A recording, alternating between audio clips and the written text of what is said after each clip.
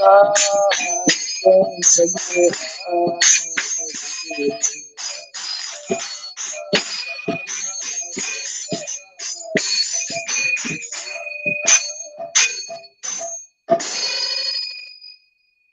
Krishna,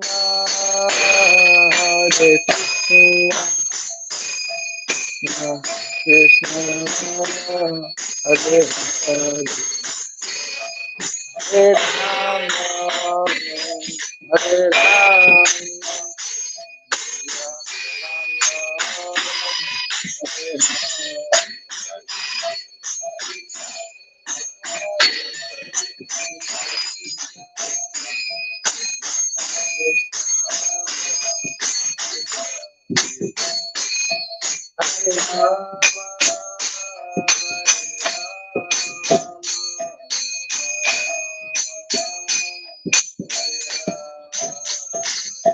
Hare Krishna, Hare Krishna, Hare Hare Rama, Hare Rama,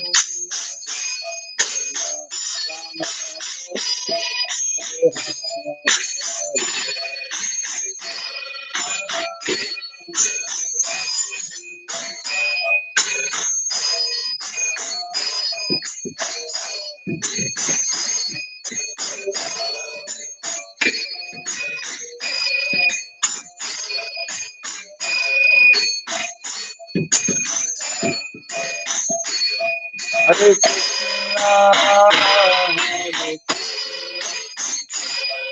Krishna, Hare Hare Rama,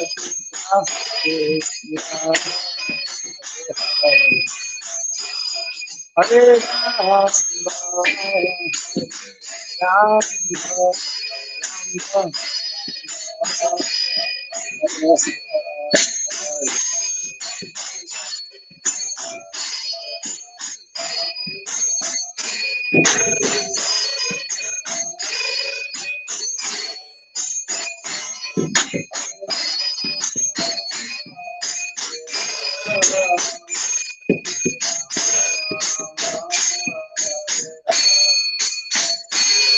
Hare Krishna, Hare Krishna, Krishna,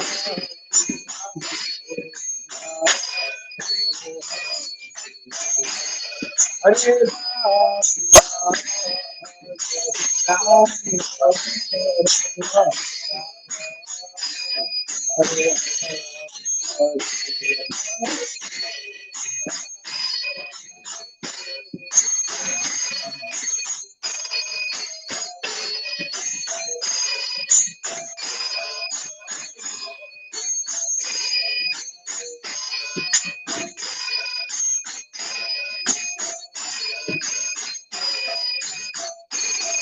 Hare Krishna, Hare Krishna, Hare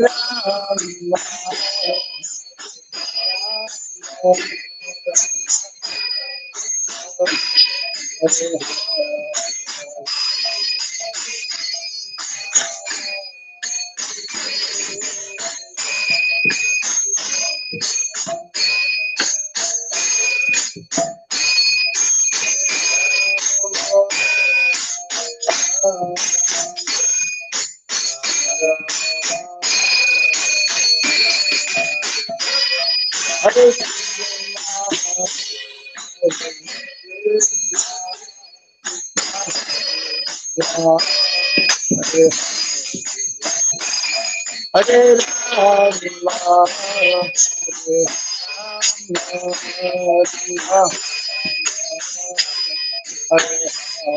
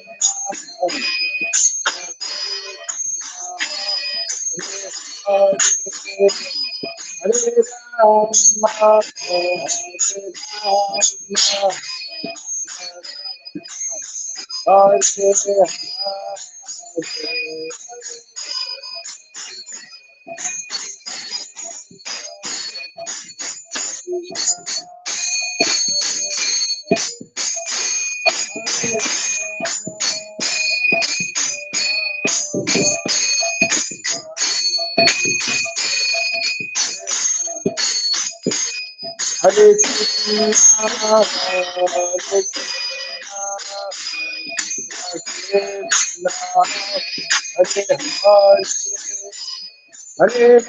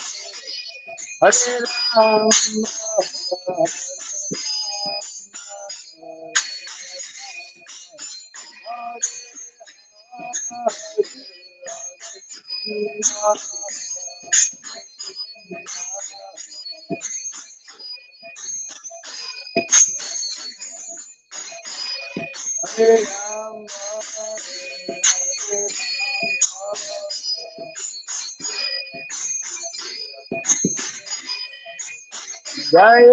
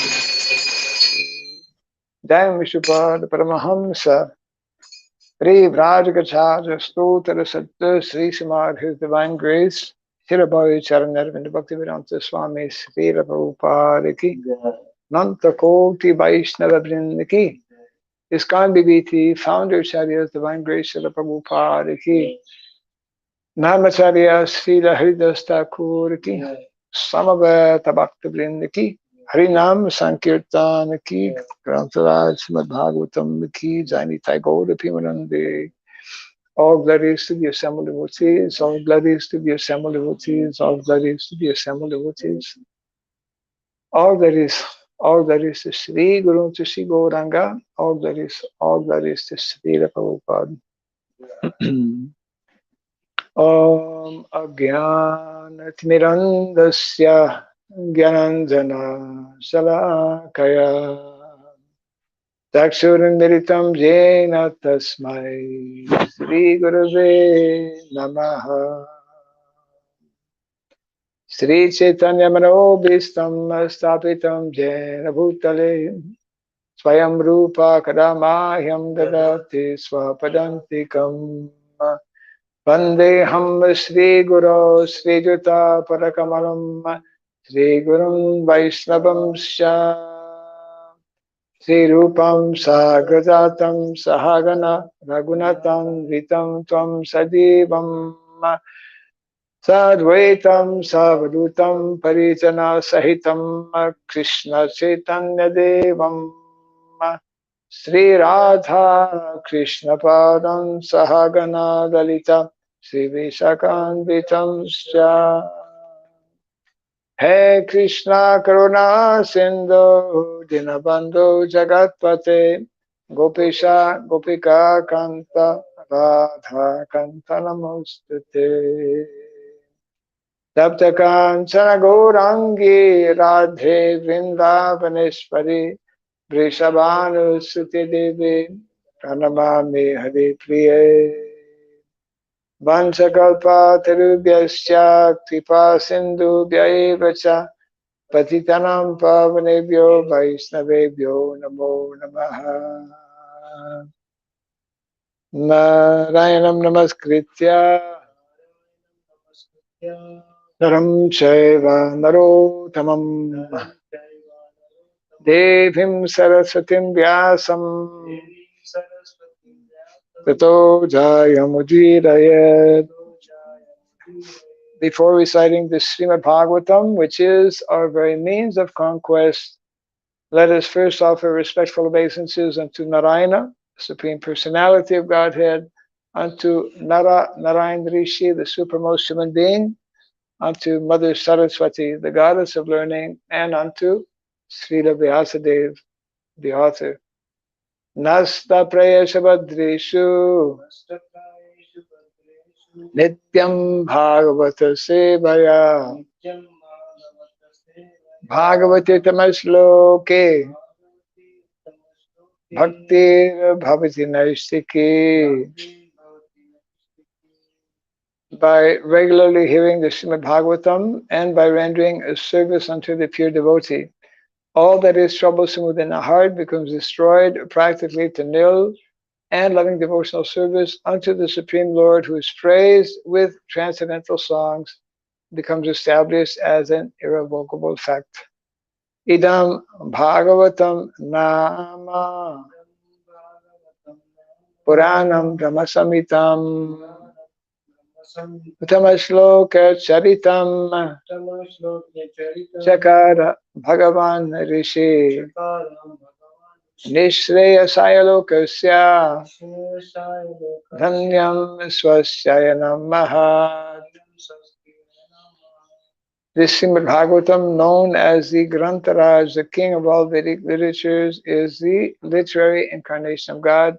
It is compiled by the incarnation of God, the Srila Vyasadeva.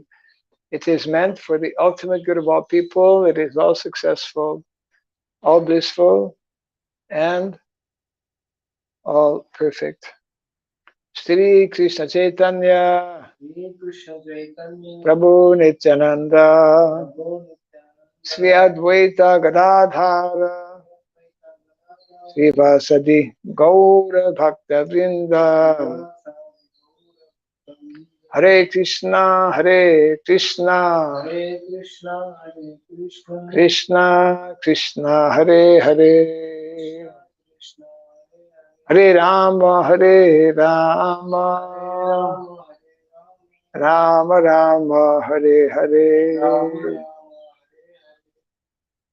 Om Namo Bhagavate Vasudevaya. Om Namo Bhagavate Vasudevaya. Om Namo Bhagavate Vasudevaya. Om Suradhyay Namaha. Om Suradhyay Namaha. Om Suradhyay Namaha. Mukham karoti vacharam pangum langayate girim yatkripa tamaham bande Sri Gurum Dinataranam yatkripa tamaham bande Sri Gurum Dinataranam. Hare Krishna. Welcome to our Bhagavatam class. We continue from 7th canto, chapter 11, entitled The Perfect Society for Social Classes. Yesterday we covered text number 14, which was talking about the occupational duties for a Brahmana. And at the end of the class, there was a question about what about other duties can Brahmanas take up? So we will be covering today text 15, 16, as well as 17. And it just happens to be speaking about alternative occupations for Brahmanas in times of uh, irregular times, let's say. So text 17. Jaganyo notamam vrityam anapadi bhajan naraha rite rajanyam apapsu sarvesham api sarvashaha jaganya notamam vrityam anapadi bhajan nara rite rajanyam apatsu sarvesham api sarvashaha jaganyo notamam vrityam anapadi bhajan naraha rite rajanyam apatsu sarvesham api sarvashaha jaganyo notamam vrityam anapadi bhajan naraha rite rajanyam apatsu sarvesham api sarvashaha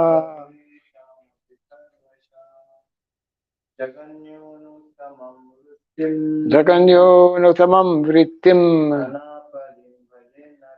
anapadi bhajan naraha rite rajanyam apatsu sarvesham api sarvashaha jaganyaha low person not uttamam high vrityam means of livelihood anapadi when there is no social upheaval bhajet may accept naraha a man rite accept rajanyam the profession of the kshatriyas.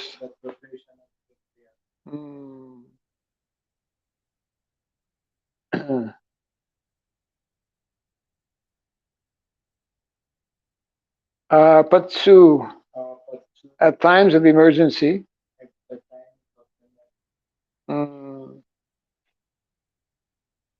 Sarvesham of everyone in every status of life.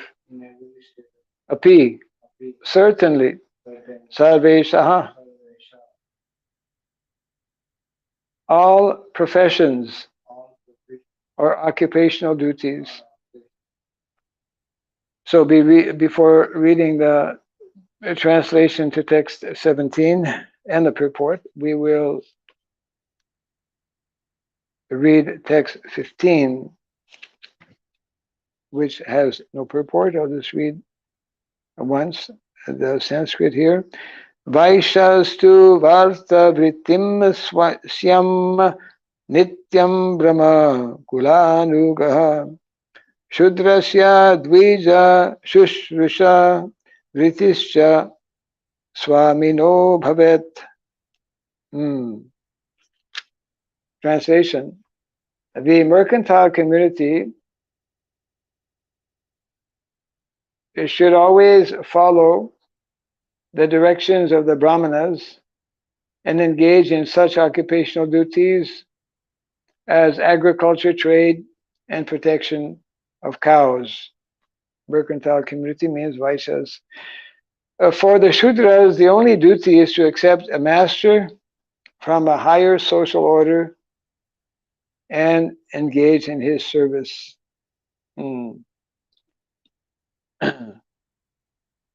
Text 16. Varta vichitra shalina yayavara shilunchanam vipra vritis chaturdheyam shreyasi chotaro tara. Translation. As an alternative, a brahmana may also take to the Vaishya's occupational duty of agriculture, cow protection, and trade.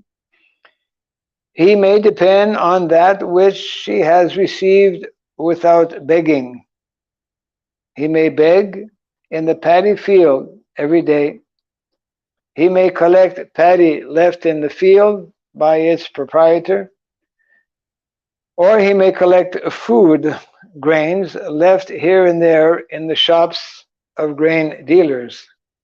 That doesn't mean he steals the grains. There is always some left, generally left over on the floor, things like that, right? These are four means of livelihood that may also be adopted by brahmanas. So this was the question you were asking yesterday. Among these four, each of them in succession is better than the one preceding it.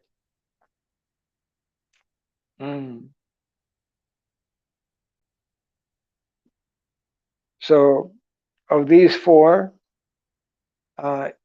each of them in succession is better. So the last one is the best one, and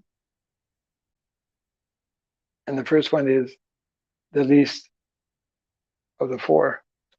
So, short purport by Srila Prabhupada here. A brahmana is sometimes offered land and cows in charity, and thus for his livelihood he may act in the same way as a Vaishya by cultivating land, giving protection to cows, and trading off his surplus. This is the meaning of trade or business, not the kind of business we have today, where the primary activity is to make a profit. Trade in the Vedic context means exchanging what we have in surplus. But we have changed that in modern day society. We are primarily aiming to make surplus, isn't it? Therefore, instead of the usual one crop that people used to grow, which was sufficient for meeting one's family needs, and nowadays people are growing 2 crops and in some places 3 crops. And they're doing this artificially by having borewell, isn't it? If you don't have borewell, you can't do that, generally. So the idea is that this is a deviation from what is meant to be. So the main point being made here in the purport and the translation also is that a Brahmana who is offered land and cows can sometimes take up the activity of a Vaishya. And at the end of this short purport, Prabhupada explains, a better process, however, is to pick up the grains from the field or from a dealer's shop without begging. So this is especially for Brahmana, because Brahmana, the more he engages in material activities like agriculture and looking after cows, then the less time he has for his primary duty, which is to study Shastra, isn't it? So at this point is being underlined here by Prabhupada. The best process is to just take grains, leftover grains that may be there from the field.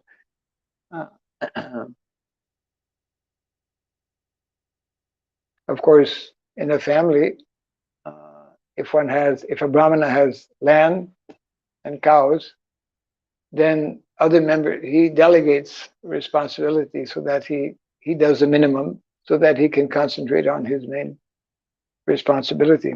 And of course, in the Vedic culture, having children is very, practical, useful, especially in the context of agriculture, because there, just like in the West, there is a kind of community they call Amish community, and they generally are farmers, and they have many children, so the whole family is helping, in this way, meet the needs of the family. So today's text, we will now read the translation and purport. Except in a time of emergency, a low person should not accept the occupational duties of those who are higher. So we just spoke about those in a higher position. In times of emergency, what they can do, they can accept lower position.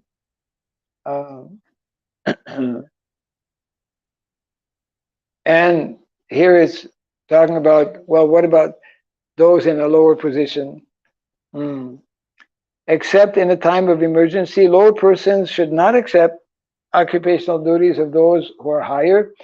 When there is such an emergency, of course, everyone but the Kshatriyas may accept the means of livelihood of others. So people in a lower position can accept for Kshatriyas. So Prabhupada gives purport here. The occupational duty of a Brahmana should not be accepted by persons in lower social orders, especially Vaishyas and Shudras. Of course, we see in the Shastra, sometimes Kshatriya become Brahmana, sometimes Brahmana become Kshatriya. But here it mentions that those occupations of Brahmana and Kshatriya should not be accepted by the two lower social orders of Vaishya and Shudras. For example, an occupational duty of the Brahmana is to teach Vedic knowledge, but unless there is an emergency, this professional duty should not be accepted by the Kshatriyas, Vaishyas, or Shudras. Even a Kshatriya cannot accept the duties of a Brahmana unless there is an emergency. And then even if he does so, he should not accept charity from anyone else. So that was mentioned earlier also. Kshatriya should never accept charity from others.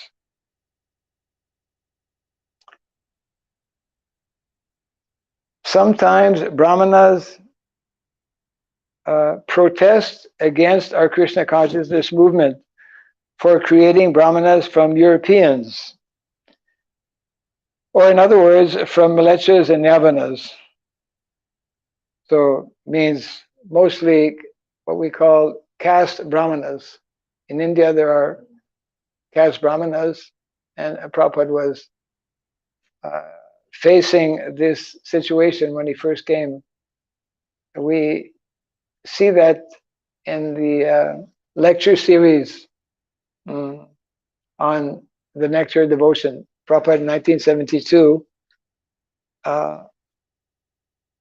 gave a series of lectures on the Nectar of Devotion, mostly in Vrindavan, also in Bombay, but mostly it was in Vrindavan. At the end of the year, I think, October, November. And in some of those lectures, he points out how, because at that time, mostly Prabhupada's followers or disciples were from Europe and America, foreigners.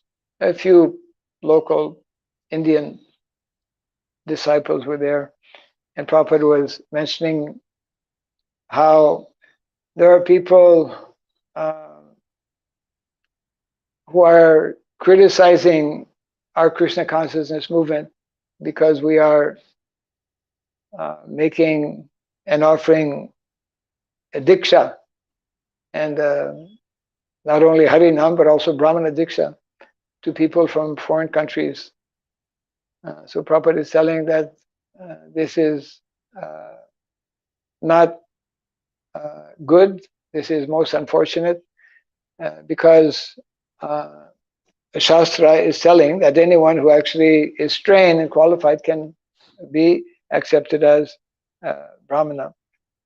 And Prabhupada was making a request, a humble request to the residents of Vrindavan, because he was in Vrindavan, and a lot of that negativity was coming from different Brahmanas from Vrindavan.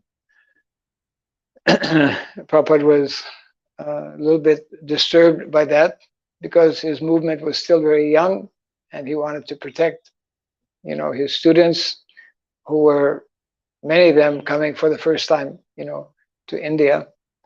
And so he was officially in the class, which was recorded, making a plea, making a humble request to the residents of Vrindavan to not consider materially, on a material platform, people who are not born in India, or people who are not born in Brahmana families, because we are following strictly what is mentioned in the Shastra.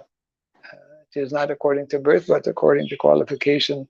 So in this purport, Prabhupada is making this point, that sometimes Brahmanas protest against our Krishna consciousness movement. Of course, that was happening not only at the beginning of the movement, but is even happening now, isn't it?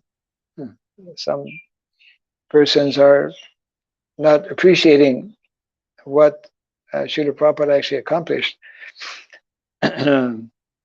This movement, however, is here supported in the Srimad Bhagavatam. At the present moment, society is in a chaotic condition. So Prabhupada is taking advantage, or making the point. Here, this section is telling, well, okay, what to do in emergency situations. So Prabhupada is making the point that the whole world is in a very extremely chaotic condition. So therefore, we are in an emergency situation, and we have to take measures accordingly. At the present moment, society is in a chaotic condition, and everyone has given up the cultivation of spiritual life, which is especially meant for the Brahmanas. Because spiritual culture has been stopped all over the world, there is now an emergency, and therefore it is now time to train those who are considered lower and condemned, so that they may become Brahmanas and take up the work of spiritual progress. The spiritual progress of human society has been stopped, and this should be considered an emergency. Here is solid support from Narada Muni of the movement known as Krishna consciousness. So Prabhupada was very practical, and he took all opportunities to give support to the preaching activities of the movement. So two things come to mind. One is that the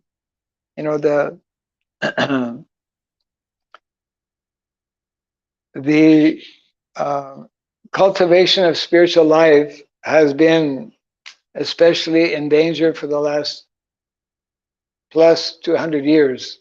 We were discussing the other day, since the days of the French Revolution. It means for the last 200 years approximately, there has been an increased interest, increased activity in material so-called development, economic development, because of technology, industry, technology. So much of rapid changes have taken place in the last. One person wrote a book many years ago called Future Shock. Future Shock. He was talking about what will be happening in the future very soon, and how this will be so much rapidly changing that it's going to be shocking people. It's called future shock, like culture shock. Just like somebody who's from a village, all of a sudden he comes to big city. Oh, so big building. Oh, you can press on a button, an elevator. Never seen an elevator. People who've never taken an airplane. It's like culture shock. So the whole world actually has been experiencing a culture shock for the last so many decades, for the last couple of centuries actually. And part of that culture shock is that the whole emphasis, which was there previously on spiritual life, on morality, has been challenged. Religion has been challenged. Family life, family nucleus has been challenged. Even the concept of gender is being challenged today. In America, it's like shocking. I mean, we're talking about future shock. It's like not future shock, is present shock, ongoing shock, and they're teaching. It's like unthinkable, unbelievable. They're teaching in some schools young children how you can choose if you want to be a boy or a girl.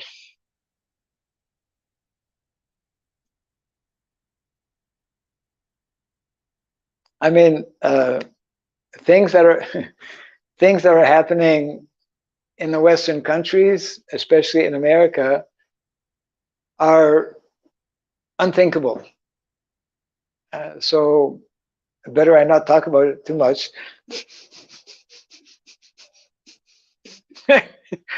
Because of course I'm because I'm not in the West, and I don't read daily newspaper, although occasionally get some news about things that are taking place. Prabhupada actually, when he was in before going to America, he was up to date on what was taking place in the world, not only in India. He knew about who were the big men. He knew about Gandhi, and he knew about political things taking place, and we see that in his Back to Godhead. In his Back to Godhead magazine, which was, a very simple, maybe 1 or 2 page that he would publish, he sometimes would comment on some particular news of the day or some particular event, that would take place. And he would, of course, in addition to writing on his Back to Godhead, he would sometimes write. He would write to Gandhi. He wrote to Gandhi, as we know, advising him that, hey, why don't you just preach Bhagavad Gita? Get out of politics. So Prabhupada was aware. So it's important to be aware of what is taking place. At the same time, one has to be careful not to become entangled, because there's so many. It can be such a major distraction. So the point is that Prabhupada was well aware of the degradation, ongoing degradation in the world, and he was aware of the youth crisis. In one article, he writes about, he gives the names of different rock groups, so in one sense, Prabhupada was not fazed or was not disturbed by what he saw in America, although he was surprised. He was surprised. For example, he mentions, I thought everybody in America was rich. So when he went to the Bowery and he saw bums, what we call bums. Bums are people who have no home, no shelter, and who, if you go out of your apartment in the morning, you can't open the door because there's somebody sleeping on the door, drunk. And so, the whole place where Prabhupada was staying in the Lower Bowery was full of these homeless, what we call homeless people. Prabhupada was surprised, that, wow, they're. And then he would quote, of course, from the Bhagavad Gita, how, well, according to the modes of material nature, it's natural that there will be these different classes. There's always going to be some rich people, and there's always going to be poor people. That's the nature of the material world. So Prabhupada was well aware. He's writing these purports way back 50 years ago, practically. He wrote the first canto, purports, before he left, before 1965. So that's, more than 50 years, right? So this degradation, so Prabhupada was well aware of, to give support as he's doing here, because we have an emergency situation. Of course, some people will take advantage of this argument and say, therefore, we can introduce all kinds of systems which are being promoted, within our society, which are controversial, in the name of, well, we have an emergency. So Srila Prabhupada was very expert in terms of Kala Deshapatra. And this cannot be imitated and cannot be artificially followed as well. One definitely needs to act according to time, place, and circumstance. At the same time, Srila Prabhupada, it's like when, before boarding the ship to go to England, Gandhi wanted to go to, was invited, I think, because he was seeking independence from the British. So he was told, actually, before boarding, you should practice taking a little bit of alcohol, and you should practice eating meat, because you cannot survive. Everyone in London eats meat and drinks alcohol. because it's very cold there. You have to keep hot. You have to keep warm. So of course, I think he did not do that. But the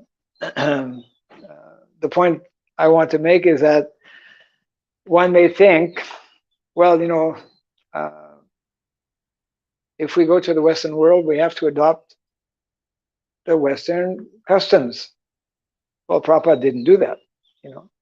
One of his godbrothers, Ban Maharaj, actually, who actually came to our temple when I was in Ottawa Temple, 1974, 75.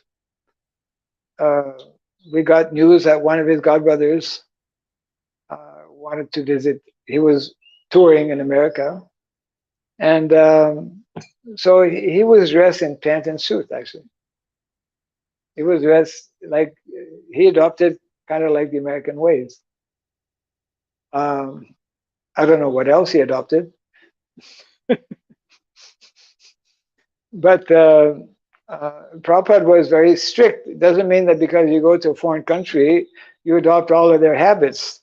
Prabhupada wore his dhoti all the time. You don't see. Prabhupada was always wearing his tilak, shaved head, and whatnot. So, time, place, and circumstances, we can't compromise on some basic principles. So, Prabhupada was well aware how, yes, there is an emergency in the world. So, we have to, but keeping the basic principles of Shastra, we have to, this section here is telling, okay, what occupations can Brahmanas, can the higher orders take, and what occupations can the lower orders take? And specifically here it mentions that Kshatriya can take on different occupations, but he can never accept charity. And the Brahmana also can take up, in times of emergency, he can become a Kshatriya or a Vaishya. But he should not become Shudra. He should not accept the occupation of a Shudra. So,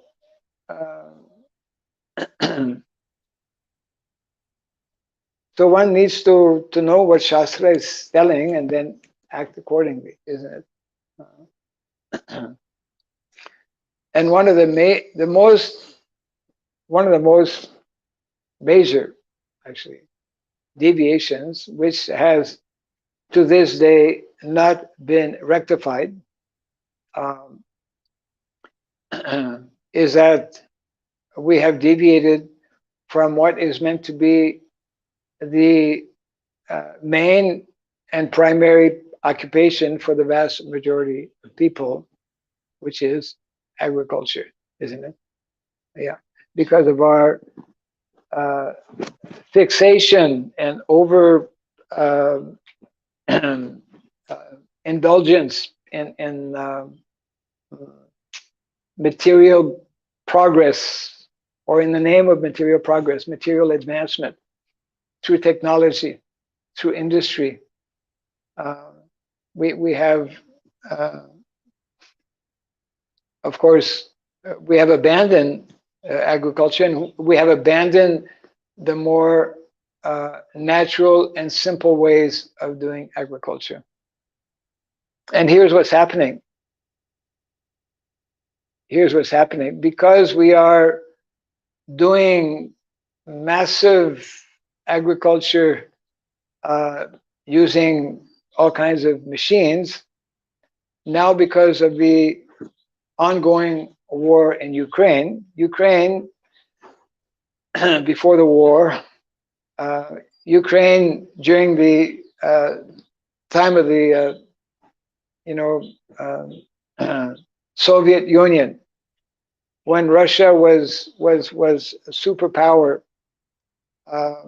and had all of these other countries subjugated. So, I mean, even now Russia, which is which doesn't have all of these other countries, is still a huge country. But at that time, when Ukraine was part of Russia and so many other countries, it was from Ukraine. Ukraine was known as the breadbasket of Europe. And not only the breadbasket means that's where they grow.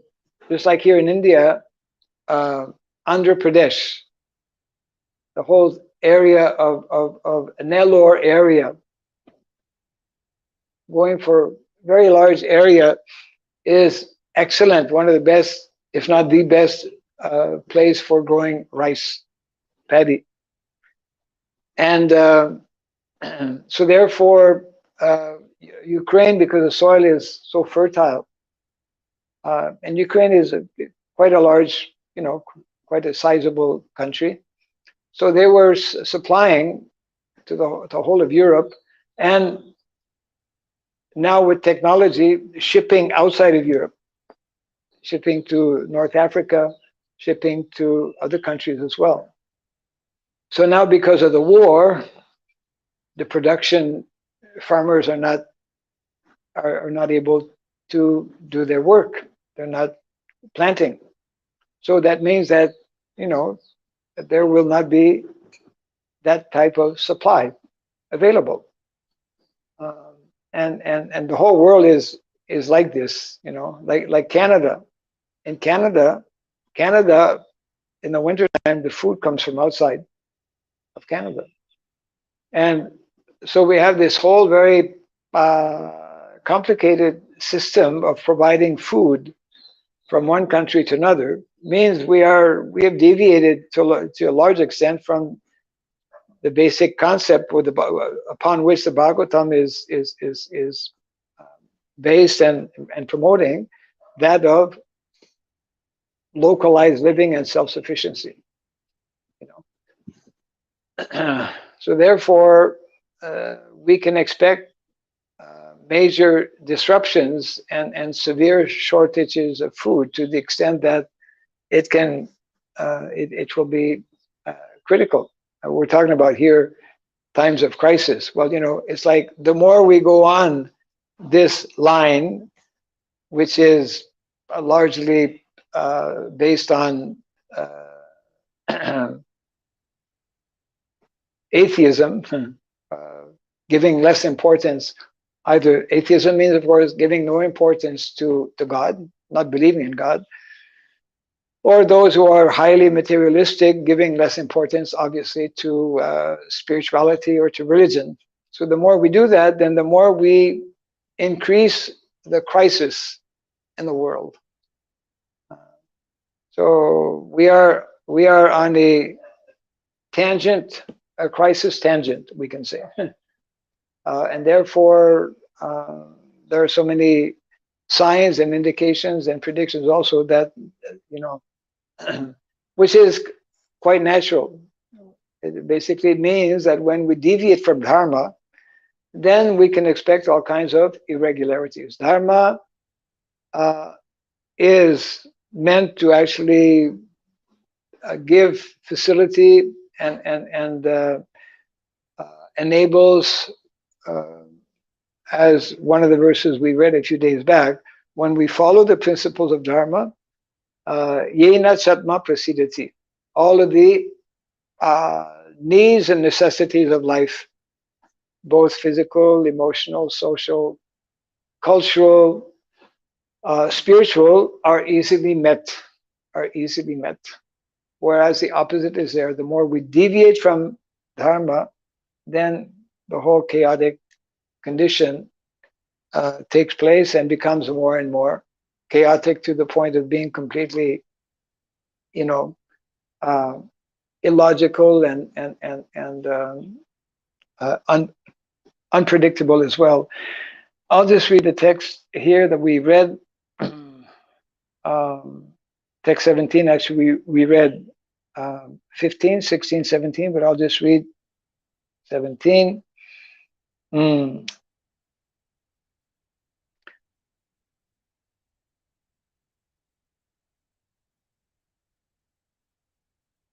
Actually, I'll read all three of them since you were not here. So just to keep up the context here. So this was text 15. Uh, Before that, it was speaking about Brahmanas and Kshatriyas. So here, text 15, the mercantile community should always follow the directions of the Brahmanas. Yeah, the lower classes should follow the direction of the higher classes. The main two higher classes being Brahmanas and Kshatriyas. So the mercantile class should always follow the directions of the Brahmanas and engage in such occupational duties as agriculture, trade, and protection of cows. For the Shudras, the only duty is to accept a master from a higher social order and engage in his service. So in many ways, the Shudra occupation is the easiest. It's like, to be a servant or to be a brahmachari, you don't have to rack your brain what I should do. I should just follow follow instructions, isn't it? Yeah. And that's how one makes advancement. Text 16, as an alternative, a brahmana may also take to the Vaishya's occupational duty of agriculture, cow protection, or trade.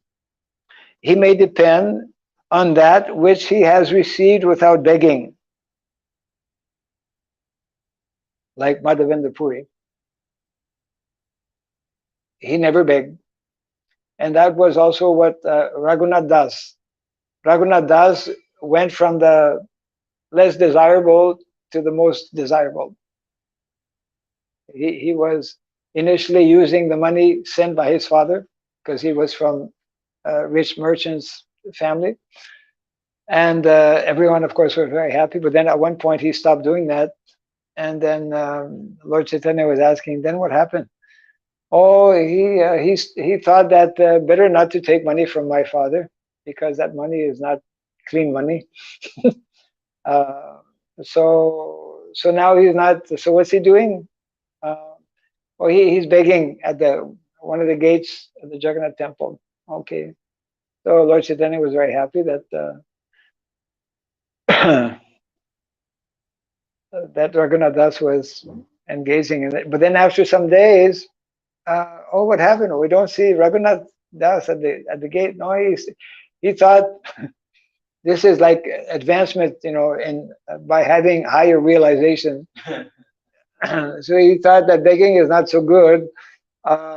So then, how is he making a living? How is he?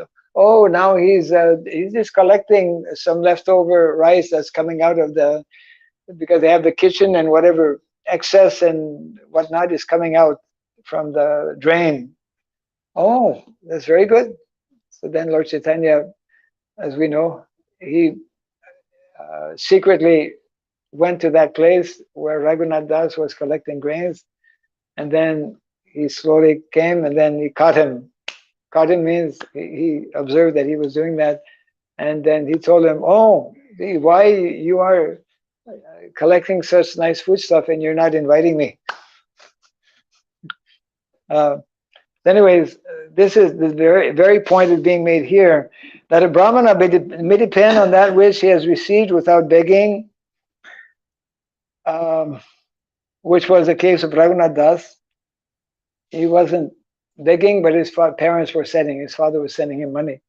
Or he may beg from the paddy fields every day, so that he did. He went to the door and started begging. Or he may collect paddy left in the field or he may collect food grains left here and there in the shops of grain dealers. So, and then the text is ending here by saying, these are four means of livelihood that may also be adopted by a brahmana. Among these four, each of them in succession is better than the one preceding it. That means that the best one is to actually collect food that's left here and there. The best means is not to beg. Yeah. So Madhavendra Puri understood that. And today's text, just to finish here, except in a time of emergency. Except in a time of emergency. Whole Kali Yuga is emergency. Lower persons should not accept the occupational duties of those who are higher. So generally, people in lower occupation should not accept, except in times of emergency. When there is such an emergency, of course, everyone but the Kshatriyas, everyone but the Kshatriya may accept the means of livelihood of others.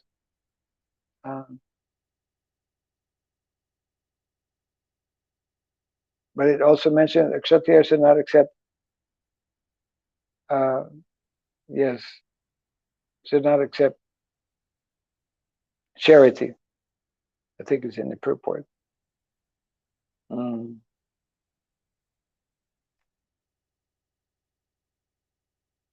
Yeah. So, any comments or questions? So now we are in times of emergency. Government in India used to come out with, I think during the time of Indira Gandhi, Emergency Act, right? Emergency Act. Different countries come out sometimes. I think that will probably increase emergency, or what they call the martial law. Martial law. Martial law means that government, the situation becomes so chaotic, so out of control that they call in the army. Martial law. It's like emergency. Yeah. So because of the adharmic activities increasing practically every day in the world, and that's why Prabhupada was, absolutely clear and convinced that unless people receive this knowledge, and it's like how that was Prabhupada's thought also, how when he first came to America, how will people be able to even understand this knowledge? People are so covered by the modes of material nature, which was the case when he went to America, which is still the case, of course, and not only in America, but all over the world. But still, we have seen how by the Lord's mercy, a few people did accept the message that Prabhupada brought to America. A few people became devotees. I mean, Prabhupada went to the U.S. Prabhupada wanted to go everywhere. And he went to so many places. He went to the U.S. just for a few days. He went to Indonesia also for a few days. So because he went to America, to the U.S., one person, he was able to touch the heart of one person. And that changed the whole face of, thousands of devotees followed afterwards. So it means that actually the power of transcendental sound, the power of the holy name, the power of this message of Krishna consciousness is such that it can transform the hearts of individuals, and it can take place very rapidly also. This is, as we recite every day, this, it is the transcendental weapon for this age of Kali. Yes? Emergency Kshatriya, he should not take charity. Here mentioned that Kshatriya should not accept charity. Because a Kshatriya by nature is independent. As soon as you accept charity, you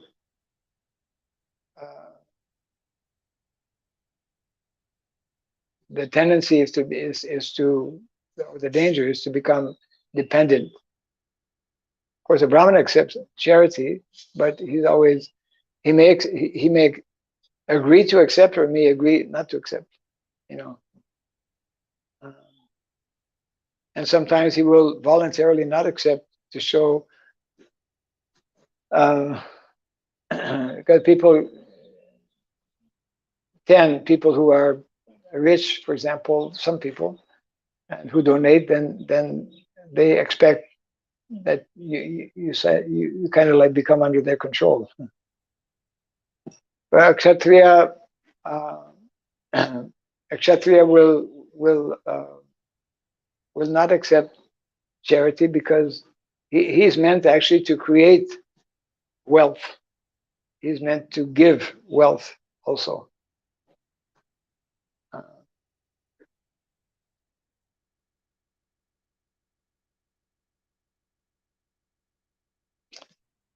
Okay, we can close here for now. Jai Grantaraj Srimad Bhagavatam ki, Jai Srila Prabhupada ki. Gaura Premanand.